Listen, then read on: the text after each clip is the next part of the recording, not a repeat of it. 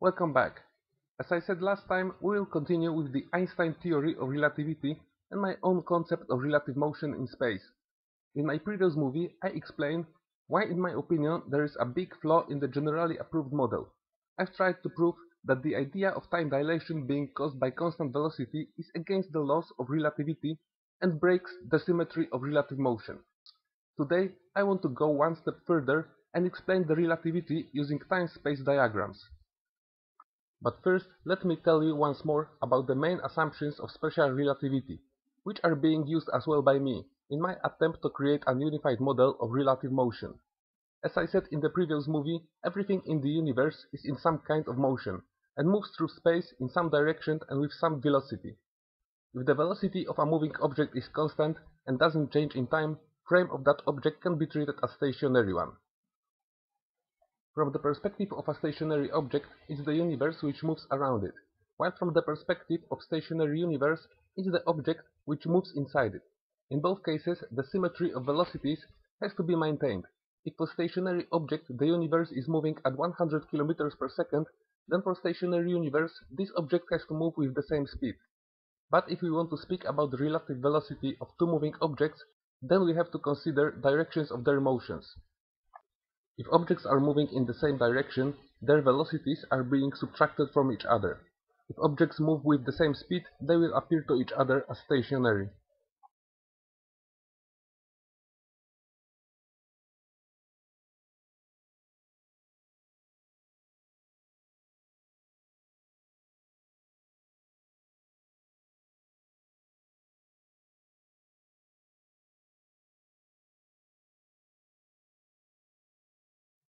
If objects are moving in opposite directions, their apparent velocities are adding up, just as the apparent distance which they pass, in a given period of time.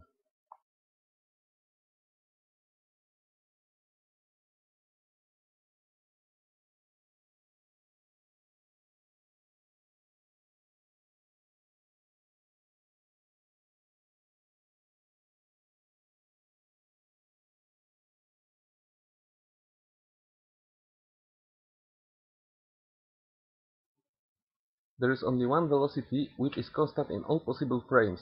It's the speed of light, c.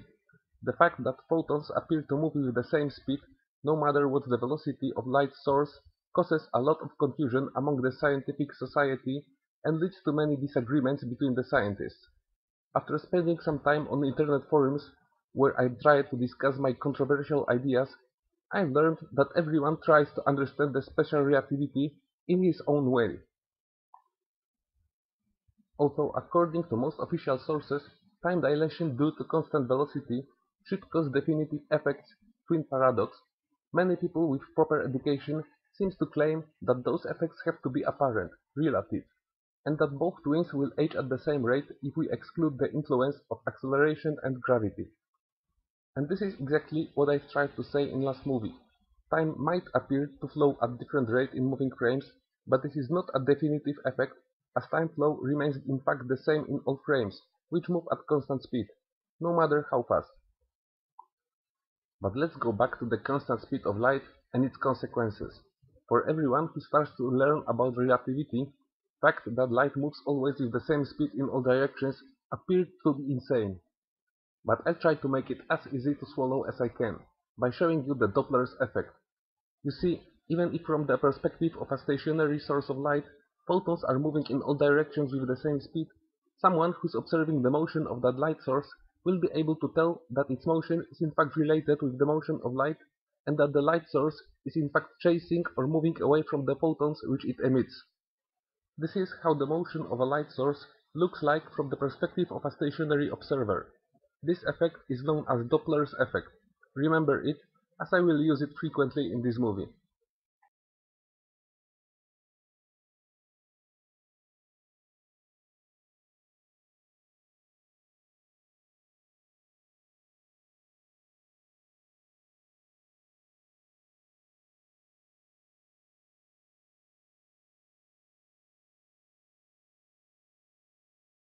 And this is how the Doppler's effect works in relative motion.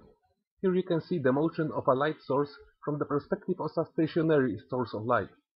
Keep in mind that because there is asymmetry of relative velocities, we can switch the point of view between sources and we will end up with the same result.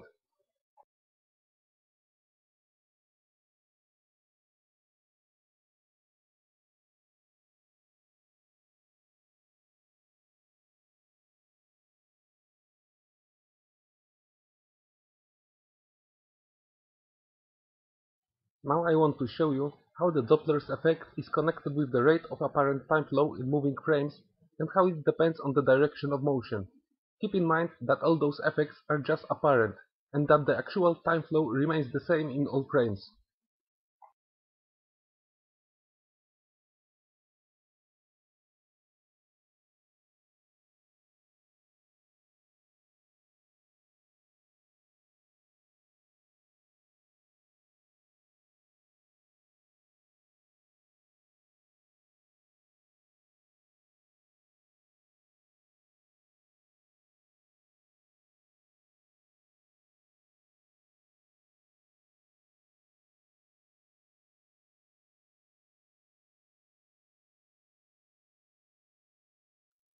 As you could see, time appears to flow faster for the objects which move in our direction.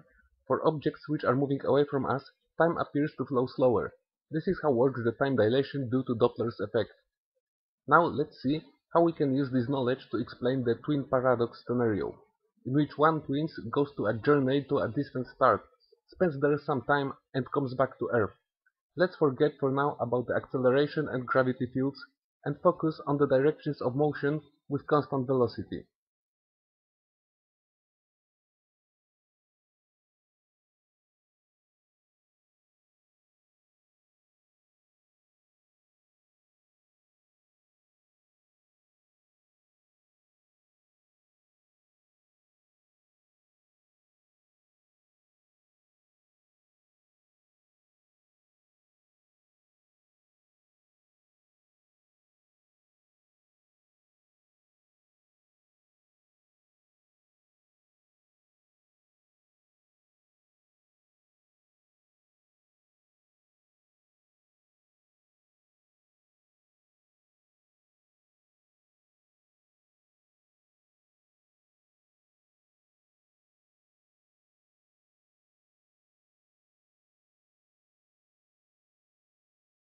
And this is generally everything what you have to know to understand my concept of unified relativity. But when it comes to Einstein's special relativity, things become much more complicated. Problems come from the fact that in his theory there is no difference between the apparent flow of time and the actual one. Einstein concluded that if light appears to travel longer distance for a source in motion, then this source has to experience less time than a stationary observer. I will show you now a scenario which demonstrates this problem. Those animations show exactly the same scenario but for two different perspectives, for the yellow sphere and for the red one. Notice how different are the apparent velocities and directions of motion.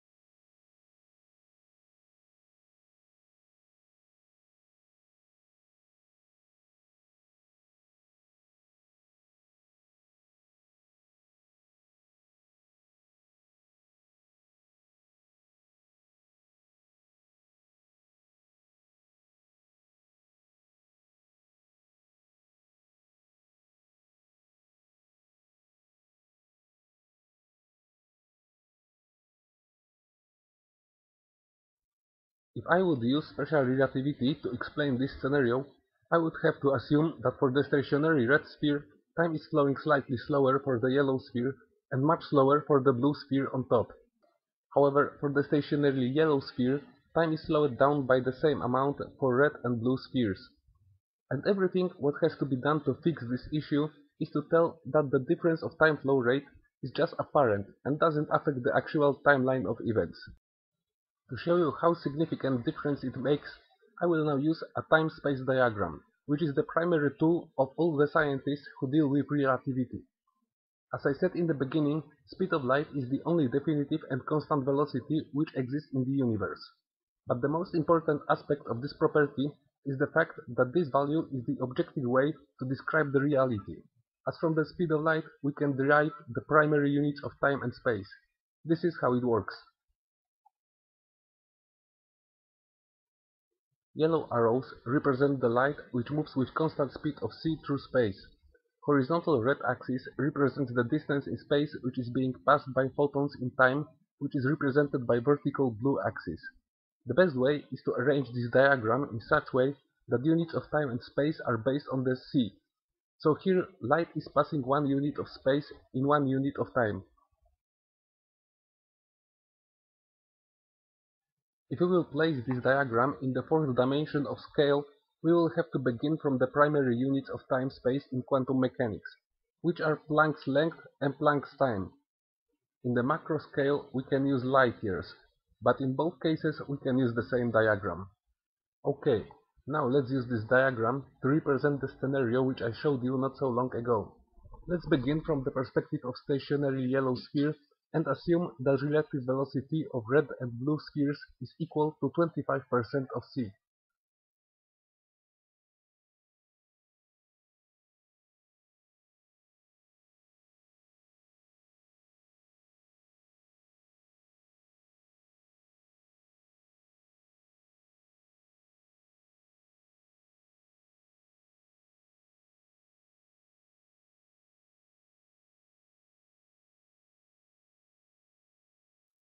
This is how the velocities of spheres in motion will be represented on the time-space diagram.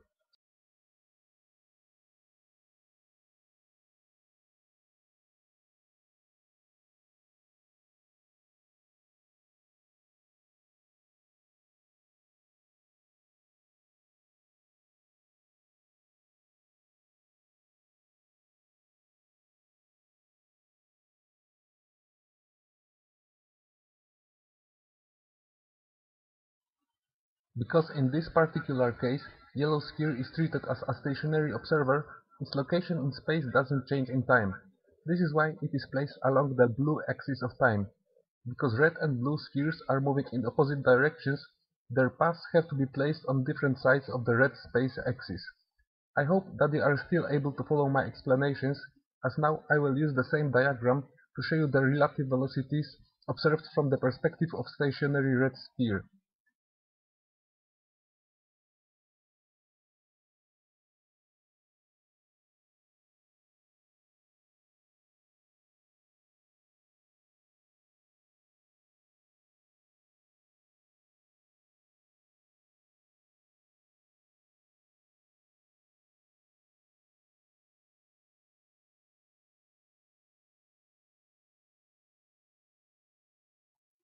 Okay, here is how the velocities look like on the diagram.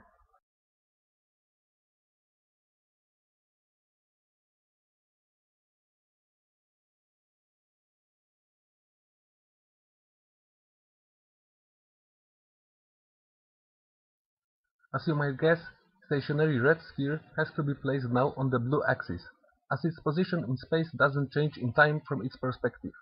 We know already that from the perspective of yellow sphere, red and blue spheres move at 25% of c. However, from the perspective of red sphere, it's the yellow one which moves at 25% of c. Because red and blue spheres are actually moving in opposite directions, their velocities are adding up, if we treat the red ball as stationary one. This is why, from its perspective, blue sphere is moving at 50% of c. I hope that you understand how it works, but let me explain quickly how I got such results.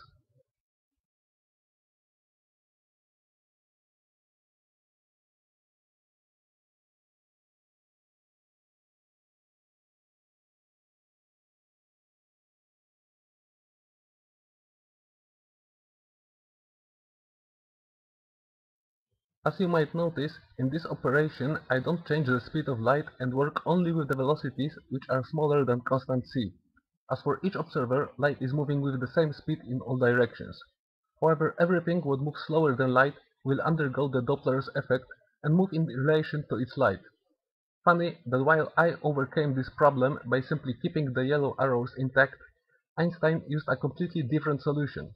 According to special relativity, in order to maintain the constant c in all frames, we have to transform the coordinates in a completely different way, which is known as Lorentz transformation.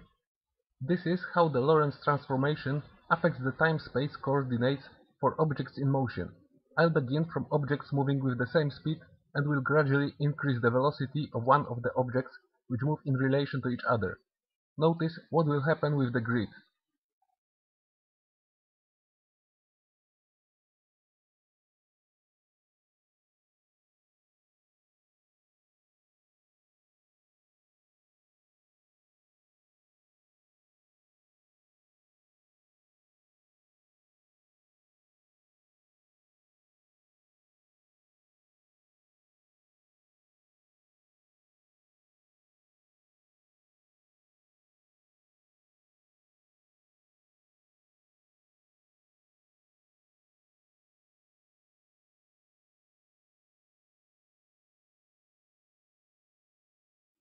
This is how the time-space coordinates looks like for an object which moves at 50% of c in relation to a stationary observer. Those of you who are smart enough should be able to notice already that during the Lorentz transformation, both time and space axes are being seriously distorted, what leads to some serious consequences as for the proper order of events in a given timeline. Here's an animation which shows this issue.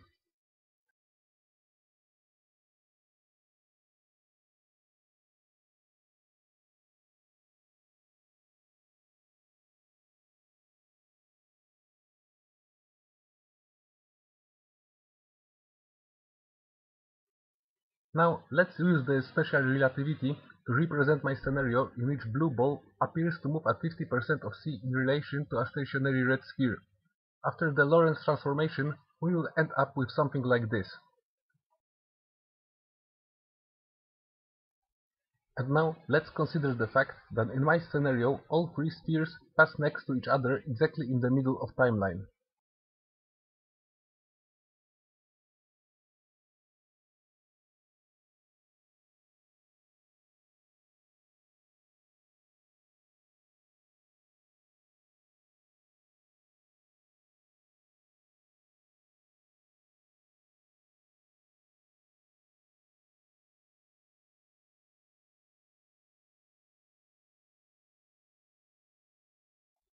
Problem is that after the Lorentz transformation, blue ball experiences a different order of events, and from its perspective, moment when spheres pass each other is no longer in the middle of timeline but almost half of the time unit later.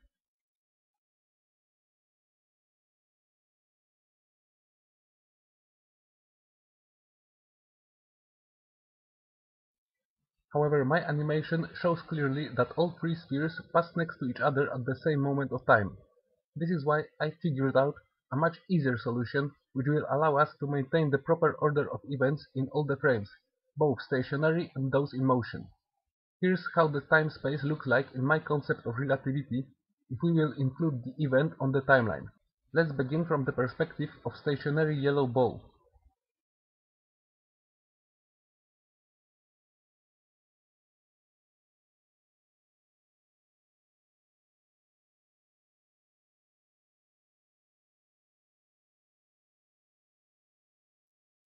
As you can see, paths of red and blue spheres intersect with the position of stationary yellow ball right in the middle of timeline, just as we see on the animation.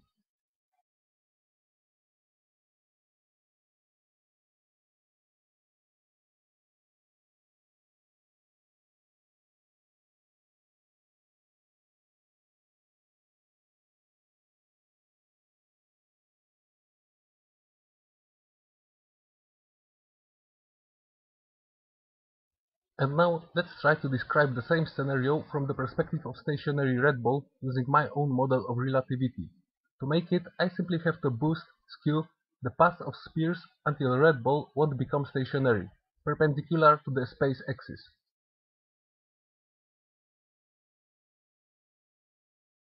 And then shift all the paths to the side to place the perpendicular path in the middle of diagram. Just like this.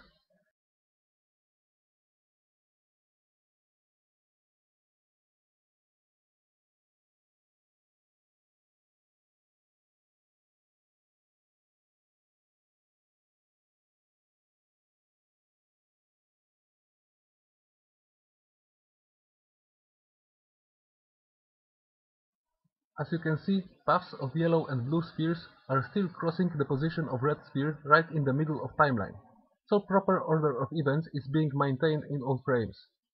In shortcut, model of relative motion seems to work much better without the Lorentz transformation, which leads to multiple inconsistencies and errors in simultaneity of events. For the end, I want to speak about another advantage which my model has over the generally accepted special relativity. As I told you in my last movie, Einstein's theory doesn't allow us to use the frame of a photon as a reference to any other motion. According to mainstream theory, perspective of a stationary photon doesn't exist and is not valid. For some reason, scientists managed to forget that in observable universe, in any case, there is no such thing as stationary observer. However, it doesn't stop them from using this virtual concept in calculations. Well, let me try to prove that even if stationary photons don't exist, it's possible to get a valid result for a stationary light. Thing is that for some reason scientists decided that the only way to describe the perspective of a photon is to use the Lorentz transformation on the constant speed of light. It's pretty funny considering the fact that in the special relativity Lorentz transformation of coordinates is being used only to maintain the constant speed of light in all relative frames. And since in this case velocity of a photon has to be reduced to zero, using the Lorentz transformation won't make any sense. The only possible solution is to boost skew the time-space coordinates just like in previous cases. Only this time we have to boost the light together with the objects which are moving within the given frame. Just like this.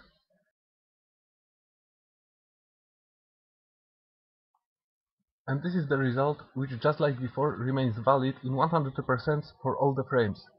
The only thing which we have to assume is the possibility that at the speed of light c is no longer constant and becomes relative for the photons which are moving through space in different directions.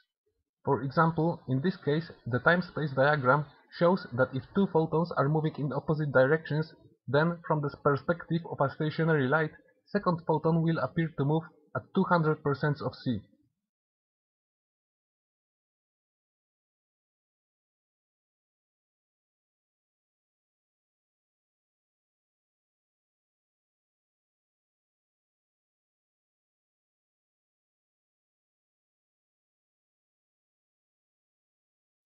Of course, this transformation of coordinates works both ways.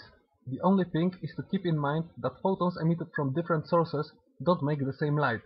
Light emitted by the yellow sphere is not the same as light emitted by the red one.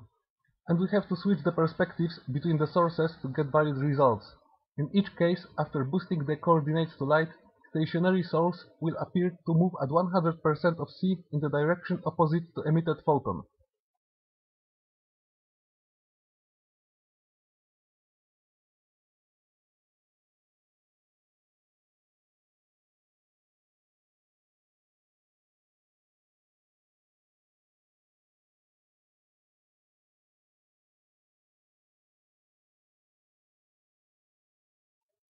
And that's it for this lesson. In my next movie, I will try to show you how to maintain the simultaneity of events for a moving frame by using the relativity Doppler's effect, what should allow me to get rid of the unproven concept of length contraction.